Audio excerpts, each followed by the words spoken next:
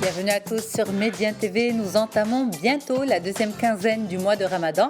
La fatigue peut parfois se faire ressentir, une baisse de régime physique et professionnel. Alors comment rester performant, productif dans ce contexte? On en parle tout de suite avec vous, Zakia Slaoui. Vous êtes business coach. Comment ça va, Zakia? Merci beaucoup, Yasmine. Ramadan Karim, el Jamia. Un plaisir de vous recevoir. Alors dites-nous, Zakia, la Merci. productivité des équipes change-t-elle forcément pendant Ramadan? Alors, la réponse, c'est oui et non. Ça dépend. Entendons-nous d'abord sur la définition de la productivité. La productivité, pour moi, c'est la valeur ajoutée sur le nombre d'heures. On s'entend en général sur la définition sur la réduction du nombre d'heures et en général, on agit sur le temps de travail. Maintenant, sur la valeur ajoutée, c'est là où il faut se poser la question. Certains employeurs, ils anticipent et ils réfléchissent à la répartition de tâches et donc à la possibilité de maintenir la même valeur ajoutée pendant le mois de Ramadan, comme au même titre que la période estivale, etc., où on a les ressources qui partent en congé, mais la productivité est maintenue. Donc, pour répondre à la question de façon plus directe, quand on anticipe donc la répartition des tâches qui procurent plus de valeur ajoutée, forcément, la productivité, elle est maintenue. Si on maintient donc les mêmes tâches de travail, bien évidemment que la productivité va être touchée et donc voire à la baisse. Voilà. Donc en fait, il faut considérer professionnellement Ramadan comme un mois à part. Il faut l'aménager différemment, le penser différemment au niveau de l'entreprise. C'est bien ça. Mhm. Exactement, exactement. Et puis surtout, moi personnellement, je ne conçois pas que l'on puisse avoir une productivité inférieure lors du mois de Ramadan. Je m'explique. Si je prends par exemple sur le plan cognitif ou de point de vue concentration, moi je dirais que les spécialistes sont unanimes sur le sujet. Au contraire, le jeûne, il permet aux collaborateurs et aux personnes de manière générale de stimuler l'activité mentale. Et donc, il y en a même qui disent que la plasticité cérébrale, elle est augmentée de plus de 150%. Donc, de point de vue, par exemple, selon par exemple les neuroscientifiques, je citerai par exemple Mark Mattson, qui est spécialiste dans le vieillissement du cerveau. Il dit clairement que le jeûne constitue une arme contre le vieillissement du cerveau, contre la perte de mémoire et même contre l'Alzheimer. Si je prends par exemple un docteur qui a observé, qui s'appelle Doleto, Françoise Doleto, elle a observé les jeûneurs pendant plus de 30 ans. Alors selon elle, elle a parlé du bienfait des jeûnes pendant des années. Elle a même écrit un livre qui s'appelle L'art de jeûner. Tellement que le jeûne, donc il a des bienfaits donc considérables sur la personne. En conclusion, pour moi, le jeûne, il favorise au contraire l'agilité mentale et il est plutôt propice à l'augmentation de la productivité. Je dirais même également sur le plan spirituel, il y a le rythme de prière qui est augmenté, qui est plus important lors du mois de Ramadan, et qui dit prière dit une méditation de luxe. Et donc c'est plutôt favorable, encore une fois, à une sérénité intérieure, à une socialisation entre collègues qui est plus importante, alors que malheureusement, dans certains cas, je dirais même souvent, on assiste à une fâcheuse tendance de se mettre à la colère de façon plus aisément, quoi. C'est ça, mais c'est ça en fait. C'est que les études démontrent quelque chose, mais le terrain, on voit d'autres choses se passer. Même vous parlez d'agilité, de capacité cognitive, etc. On voit les gens quand même fatigués, on voit les gens parfois somnolés autour de 14 heures, c'est vraiment le coup de fatigue. C'est une réalité aussi au sein de l'entreprise. On peut pas la nier sous prétexte que des études ont démontré que. Il y a aussi une réalité du terrain qui est là. Alors écoutez, tout est état d'esprit, Yasmine, hein, tout est état d'esprit.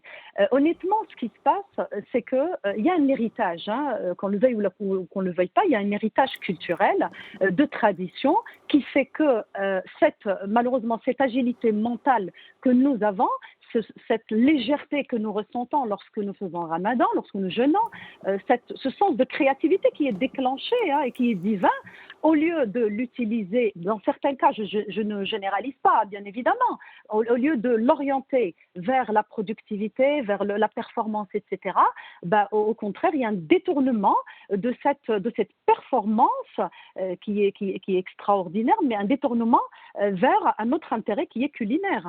Et donc, cette créativité, malheureusement, elle est orientée vers le choix des recettes, des plats, des chouettes, etc. Et d'ailleurs, les statistiques du Haut Commissariat au Plan le démontrent clairement. Il y a une augmentation de 37% de dépenses alimentaires par foyer en moyenne. Donc, au Maroc, ça, c'est des nouvelles statistiques. Donc ça explique. Pour moi, c'est l'intérêt où il est placé. Alors, fatigue, relâchement, oui, c'est une question d'organisation, mais voilà, quand on veille, bien évidemment, il y a un relâchement parce que le sommeil, il a un impact sur le physique, sur la personne, etc. Mais on observe dans d'autres cas des personnes qui s'organisent bien, qui restent dans cet équilibre. Entre le travail, Ramadan, etc. C'est comme, je dirais, c'est comme la respiration. Quand les personnes qui prennent, respirent, à un moment donné, ils sont bloqués, ils ont besoin de donner. Et inversement, quand on donne beaucoup, on inspire, à un moment donné, il y a un blocage et on a besoin de respirer. Donc, s'il n'y a pas cet équilibre, évidemment qu'on va ressentir ce relâchement. Mais tout est encore une fois question d'état d'esprit. Je dirais même que sur le plan moral, les existentialistes, qu'est-ce qu'ils disent au sujet du jeûne? Ils disent que c'est un mois, Ramadan, c'est un mois plutôt de liberté et non pas de restriction. Et donc, normalement, ils ne devraient pas relâcher les personnes. Pourquoi un mois de liberté? Parce que, très honnêtement, on a la nourriture en face de nous et on choisit de ne pas manger. Donc, on a la liberté de décider de manger ou pas manger. Et qui dit liberté, dit maîtrise de soi. Au contraire, c'est une opportunité où, voilà. Est-ce que vous trouvez que les générations changent, l'approche des générations ou l'évolution des générations au sein de l'entreprise par rapport aux habitudes traditionnelles de Ramadan évolue, change? Je trouve malheureusement non. Non, malheureusement non. Je trouve on dirait qu'il y a une approbation collective tacite sur la non-productivité et la sous-performance dans la majorité des cas. Voilà. Je dirais plutôt comme ça, parce que l'intérêt, encore une fois, de génération en génération, dès que Ramadan il vient, on se met en général dans une attitude de oui, c'est fatigant, oui, il me faut du courage, oui, il me faut. Donc même notre cerveau, on le formate. Encore une fois, je ne généralise pas, mais les personnes qui ressentent donc ce manque de performance, donc leur cerveau, il est formaté dans ce sens-là, et ça impacte bien évidemment donc l'attitude, etc., etc. Je vous donne juste un petit exemple. Par exemple, si je fais une fixation sur un achat d'une voiture rouge de marque X ou Y. Qu'est-ce qui m'arrive? Quand je sors, je ne vois que les voitures rouges en face de moi et j'ai l'impression que tout le monde a acheté cette voiture. Parce que mon cerveau, il est orienté vers ça. Je donnerai un autre exemple. J'ai une réunion, par exemple, à 8 heures du matin. Ce qui m'arrive, c'est que je mets le réveil à 5 heures du matin, mon cerveau, il a reçu cette information, à 5 heures moins 10, moins 5, je me réveille, on dirait que je me réveille avant le réveil, mais à la même heure, comme par hasard. Tellement le cerveau, il agit selon ce que l'on pense. Alors, comment on peut justement motiver ce cerveau à être positif? Est-ce qu'il suffit de lui répéter la consigne plusieurs fois et il change d'attitude, il s'adapte? Alors d'abord, dans un premier temps, il faut établir la clarté sur nos réelles forces. C'est de dire, Oui, Ramadan n'est pas un mois où je vais forcément être sous-performant. Non, pas du tout. Donc, une fois que ces réelles forces sont établies, reconnaître dans un deuxième temps et intégrer l'impact de cet héritage traditionnel, héritage, je veux dire, de tradition culturelle, etc. Et de décider avec soi-même, se parler. C'est clairement ça, c'est se parler et se dire, ok, très bien, j'ai un mental, je décide de vivre avec mon mental et non pas avec le mental des autres. Voilà, donc ça, c'est moi vis-à-vis de moi-même. Dans un deuxième, c'est comme sur un smartphone où je télécharge une nouvelle application, c'est exactement la même chose. C'est exactement la même chose. Donc je dis, voilà, il n'y a pas de raison, et je me le répète, je me le répète, je me le répète. Ça, Est-ce qu'il faut c'est une la durée, première des pardon, choses. justement, on s'arrête sur cette première, comme ça on est efficace, on livre de bons conseils en fin d'émission. Est-ce qu'il faut, entre le moment où je décide et le moment où mon cerveau suit, est-ce qu'il faut une période de temps déterminée, scientifiquement Oui. prouvée, etc. Oui? Alors, scientifiquement prouvé, normalement, l'ancrage, ou je veux dire l'archivage temporaire, il se fait entre un jour et 21 jours. Ok. Quand j'arrive au 21 jours, le jour 21, c'est là où l'ancrage se fait de façon beaucoup plus importante. Voilà, donc, mais l'exercice, et c'est ce qu'on fait nous, les coachs, hein, quand on essaye d'accompagner certaines personnes dans d'autres axes d'amélioration. Donc voilà, c'est un travail au quotidien. Et effectivement, 21 jours, c'est la date scientifiquement qui a été approuvée par tout le monde. D'accord. Donc se répéter la même phrase, la même, pendant Ouais, 21, voilà, pendant 21 jours, la même phrase. ah ben, exactement. Je Ok. vous donne un autre exemple, hein. Yasmine. Si vous étiez à côté de moi physiquement, je vous aurais par exemple fait un petit test en vous disant, alors Yasmine, je te prends la main, ma main elle est là et ta main elle est là.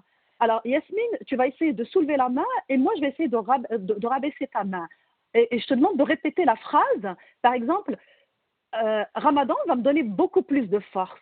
Alors, Ramadan va me donner beaucoup plus de force. On va voir que Yasmine, même si Zakia, elle pousse, l'énergie positive, elle te pousse elle vous pousse en fait à soulever plus la main. Et si au contraire, je vous demande de dire une phrase à l'inverse, en disant oh Ramadan, ça va être fatigant, je ne sais pas si je pourrais faire mes heures, je ne sais pas si je pourrais atteindre mes objectifs, inconsciemment, vous allez soulever la main, mais avec une énergie beaucoup moins forte et une force moins importante. Donc le cerveau, il croit tout ce qu'on lui dit, et c'est une chance. Malheureusement, il y en a qui profitent, qui le comprennent et qui l'utilisent dans le bon sens, et il y en a qui n'exploitent pas cette opportunité. Voilà. D'accord. Donc vous avez dit se répéter, se faire confiance, se répéter pour justement ancrer ça au niveau du cerveau. Qu'est-ce qu'on peut proposer d'autre? On a encore le temps. Bien sûr, c'est super. Alors, qu'est-ce qu'on proposait d'autre? Alors, je vais m'adresser aux employeurs et aux employés, hein, pour rester dans la productivité et la performance. Alors, les employeurs, c'est d'être exemplaires, parce qu'il y a quelque chose qui s'appelle, je veux dire, la contagion émotionnelle. Et heureusement que la contagion émotionnelle, elle est beaucoup plus rapide lorsqu'on parle d'énergie positive. Positive. Concrètement, un employeur, quand il arrive dans les locaux, s'il arrive avec une bonne posture et souriant, forcément, il va attirer l'énergie positive. Il va refléter une bonne image de quelqu'un qui vient à l'heure et qui est capable d'être aussi performant que d'habitude, même plus. D'ailleurs, même quand on est dans la rue et quelqu'un qu'on ne connaît pas, il nous fait un petit sourire spontané, le réflexe naturel, c'est qu'on renvoie le sourire.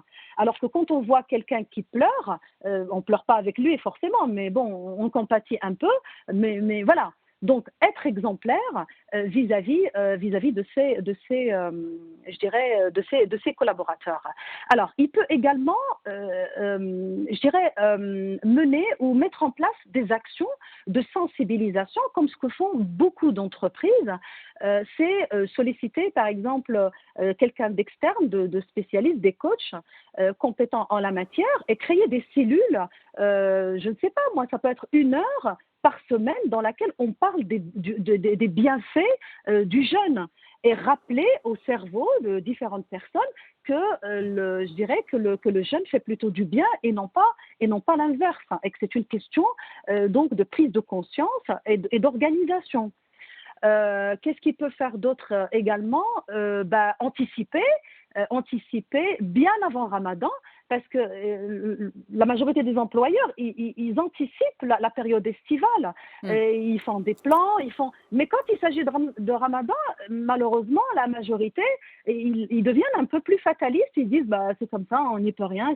Voilà. Donc, changer cette mentalité et dire non, je peux anticiper, donc je peux faire des choses, je peux me réunir une semaine ou 2 semaines avant chaque directeur de différents départements et dire, OK, qu'est-ce qui crée plus de valeur ajoutée pour toi, et sélectionner les missions donc, qui vont, je dirais, générer plus de valeur ajoutée. Et donc, puisque la productivité, c'est la valeur ajoutée, encore une fois, sur le nombre d'heures, donc forcément, la productivité donc, va augmenter. Ça, c'est côté employeur. Côté employé, déjà, une fois qu'il a mis les choses au clair vis-à-vis de lui-même avec son cerveau, il peut aussi se dire, alors pourquoi moi d'habitude, quand j'ai 3 missions ou 4 missions, la même semaine, une à Dubaï, une à Paris, dans les 3 jours, avec des heures de vol qui ne me permettent pas d'être en forme, mais j'arrive quand même à signer de contrats importants. J'arrive à faire, ça c'est les cadres supérieurs qui ont des missions, mais même un cadre simple, quand on est sur des appels d'offres, et donc un cadre moyen qui peut rester jusqu'à 3 heures du matin sans dîner, et pourtant il produit je dirais, un livrable de qualité. Donc, se poser la question, pourquoi quand il s'agit de Ramadan, certaines personnes donc agissent autrement. Voilà, ça c'est un. Deuxièmement, de point de vue, je dirais, carrière, pourquoi ne pas le prendre comme une opportunité? Justement, écoutez, puisqu'il y a un relâchement de la majorité des personnes, me dire, moi, employé, je vais faire différemment. C'est une opportunité pour moi pour montrer à ma hiérarchie que je suis bien, que je suis performant. C'est peut-être une occasion pour moi pour me démarquer. C'est ça. Vous en avez des idées, Zakia.